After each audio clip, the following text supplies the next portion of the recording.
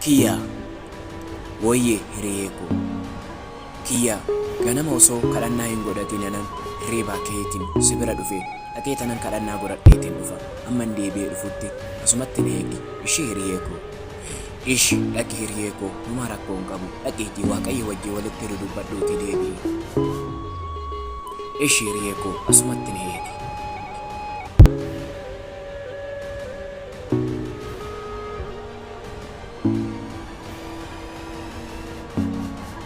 Cubbuun osoo hin beeku hojjetee cubbuun osoo hin beeku hojjetee hunduma isaayyuu ati naaf dhiisi bira naaf darbe cubbuu kiyya yoo naaf dhiiste wanti hundumtiyyuu naaf sirrata cubbuu koo inni ati argaatiin jirtu kuni mul'ata isa sirriidhaa sirriitti hubadhu anis immoo waan tokko sitti muutiin dhufe inni ani sitti muu dhufes immoo icciitii ati hin beekne isa dhoksaadhaan sarratti hojjetamaatii jiruun sitti agarsiisaatiin jira gurbaan ati wajjin deemtu kuni xiyyaadhumti kuni nama sirrii miti si jala garagareetiin haadha manaa keessi jalaa fudhachuudhaaf deema. Hiriyyaadhuma kiyya kanattuuni haadha manaa yana jalaa fudhachuudhaaf deema kiyyaadhumti moo? Eeyyeen isumatuun haadha manaa keessi jalaa fudhachuudhaaf deema.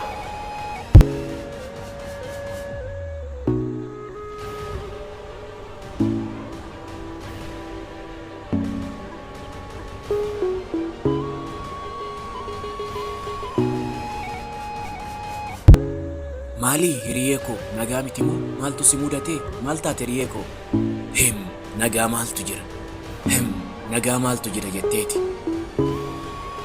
maaliin hiriyeeko maal taate rakkootu hin jira moo maaltu si mudate ati bee namaa miti bee likiskisii namaati ishii maaliin hiriyeeko maalas si baddale maaliifiin akkanatti na arrabsite maal taate hiriyeeko ati bee kiyya namaa miti nama si seetanan hiriyaa si godhadhe ati garuu likiskisii namaati.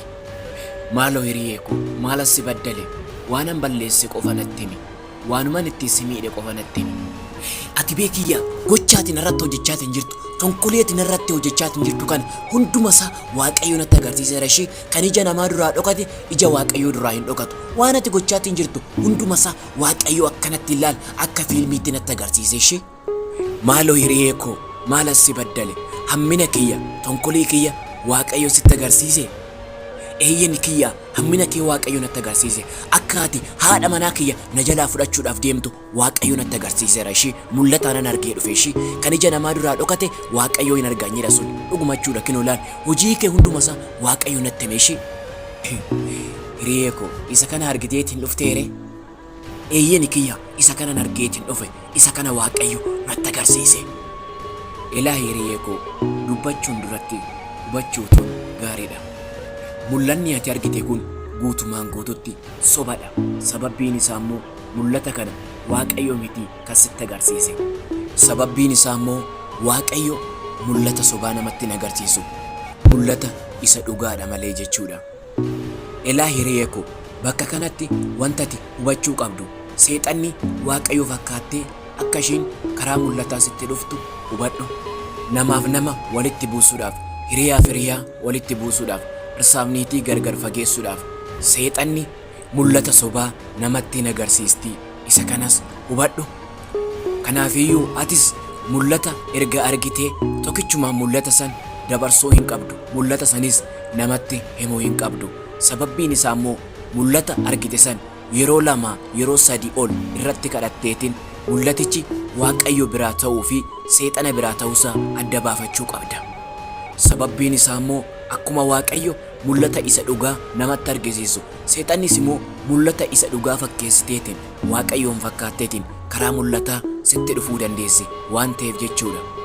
Raajonni baay'een isaanii mul'ata ni argu garuu mul'ata argassan immoo waaqayyo biraa ta'ee seexana biraa ta'ee osoo adda hin baafatin osoo irratti hin kadhatin mul'ata sanii gara ummataatti gadi baasu raajii sanis sabarratti raajuu jechuudha.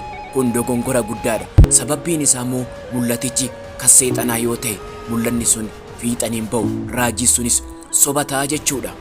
Kanaafiyyuu hiriyeeko waan tokko duwwaan si gorsa dhaqiitii ammas irra deebiitii kadhadhu waaqayyoon kadhadhu mul'anni amma natti mul'ate kun waaqayyo biraa natti mul'ate moo seexana biraa natti mul'ate jedhiiti Waaqayyoon gaafadhu.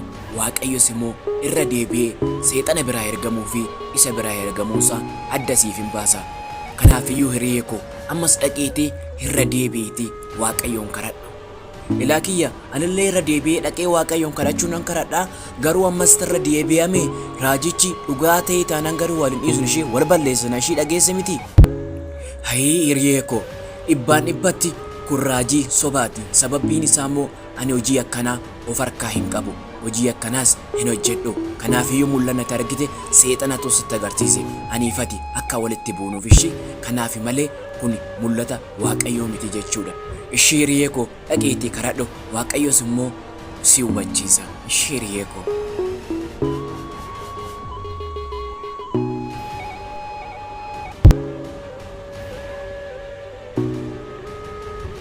Nagaan siif haa ta'u. Maali eessa dhaquudhaaf akkanatti fiigda? Waaqayyoon kadhachuutiif deema gaaffii ho'iin gaafadha jedhee tananii dhugaa fi soba sana adda baafadha jedheen iyyuu. Sababii mul'ata wayii argiteen hiriyaa keetii walitti buuteetiin jirta. Isa mul'atichi dhugaa fi soba ta'uusaa Waaqayyoon gaafachuu adeematiin jirta. Eeyyeeni hin dogongoree mucaannana. Mul'atichi guutumaan guututti sobadha. Mul'atichi Waaqayyo biraa gara keetti ergame osoo hin taane seexana biraa gara keetitti ergame hubadhu. Akkuma Waaqayyo namoota isaa karaa mul'ataatiin dhufee itti dudubbatu, seexannis immoo namoota Kiristoos kana dogongorsuudhaaf jetteetiin dhuftee ittiin mul'atti. Waaqayyoof fakkaattee dhaloota hedduu dogongorsaatti jirti. Atis isa kanarraa of eeggadhu. Har'aan booda mul'ata tokko yommuu argite mul'anni kun Waaqayyo biraa dhufuu fi mul'anni kun seexana biraa dhufuu dursa irratti kadhadhu. Isaan booda mul'atichi sirriidha moo dogongora jedhiis Waaqayyoon gaafadhu. Waaqayyo mul'ata kassaa yoo ta'e hunduma isaa siifii keetiin sitti dubbataa jechuudha. Kanaafiyyuu dhaqiitii hiriyaa kee dhiifama gaafadhu. Guutumaan guututti mul'anna argite sun sobadha.